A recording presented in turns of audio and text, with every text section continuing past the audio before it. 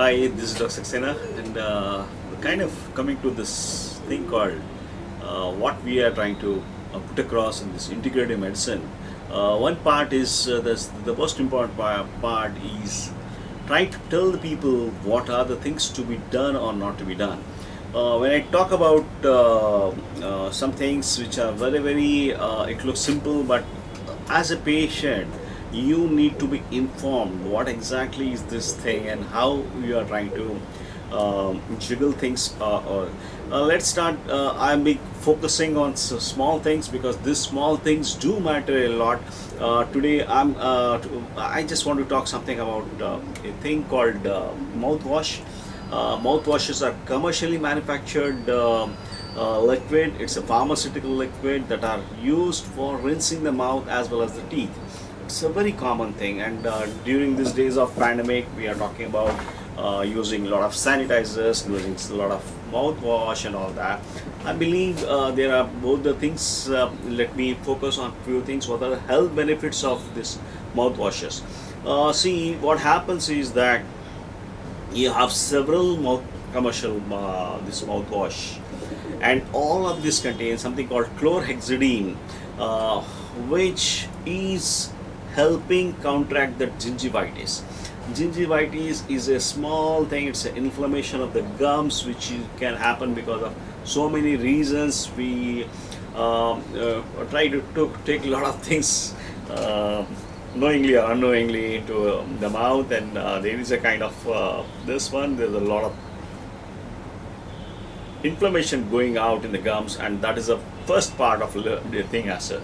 So the short-term studies which were shown that chlorhexidine containing mouthwashes reduces gingivitis up to 45%. There are some other mouthwashes which uses fluoride, which helps in its claim to prevent the tooth decay, that is dental caries. And some mouthwashes, they have apart from that something like triclosan. Also triclosan is not it's again a good antibacterial and all, but things has to be carefully checked how we can use all these things together. So what we believe this chlorhexidine can do is removal of this supragingival plaque. They are helpful in reduction of the supragingival plaque, but not that subgingival plaque. And I had we used to look into something like mouth rinsing. Used to tell to do some gargles and all that, or gargles with these commercial mouthwashes is claimed to alleviate that pharyngitis, sore throats. People usually having that sore throats, and really sore throat is a big thing now, and we need to see that. So what are the other constituents of this mouthwashes? Sometimes sanguinarine is one of the content. Apart from we have got chlorhexidine, which is concentrations in chlorhexidine is 0.01 to 0.12, sorry. So there are some things, some commercial substances which are used is boron. Boron is again a very toxic mineral, which I will not subscribe to that particular thing. And another thing is the fluoride. Fluoride is one thing which I believe we need to be careful with this fluoride. Some washes contain something like hydrogen peroxide. Welcome thing. Hydrogen peroxide is amazing stuff. I had when we look into the what are the volatile oils it has got into that, something like cinnamaldehyde as well as thymol is used in. I can always tell thymol and cineol used in something like Listerine, Coolmint, Listerine mouthwashes. What I have seen. I try to look into the label of what contains that Listerine as. So these are all the things which sometimes may cause allergies to in some individuals. Although we have reasons to say people having something like multiple chemical sensitivities, something like they need to be careful. Try to read the lines, what are the contents and all that. Then only use that particular stuff. So these are few of the things, and there are big kind of stuffs. What I believe, you have got fresh breath mouthwash. You have got different kind of on the across the table, and you need to select what exactly. The other thing what I try to work for my patients, which I believe is ask them to maintain the good oral health. What is to be done from an integrative medicine perspective is whenever you go for you're going for the bed, you're going for your sleep, try to see that you every dentist, everyone tells that we need to wash your brush your teeth and all that.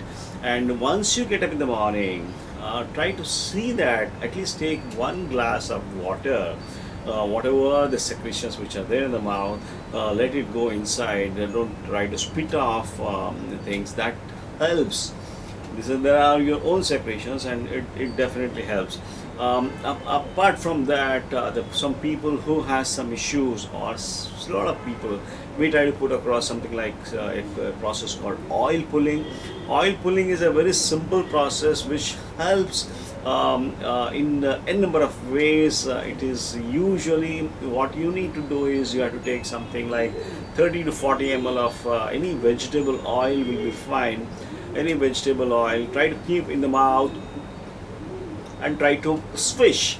You need to swish thing for at least not less than 10 to 15 minutes, and just doing that, and whatever things which come out, even if it is and you can always after 15 minutes you can spit off.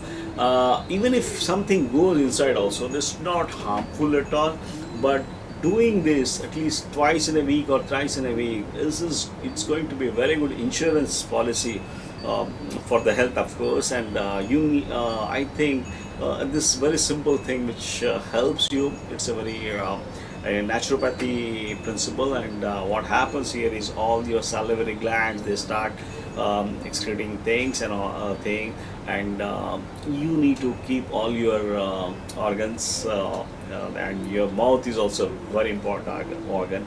And with the healthy, see, we as doctors, we started looking into what's there in your mouth.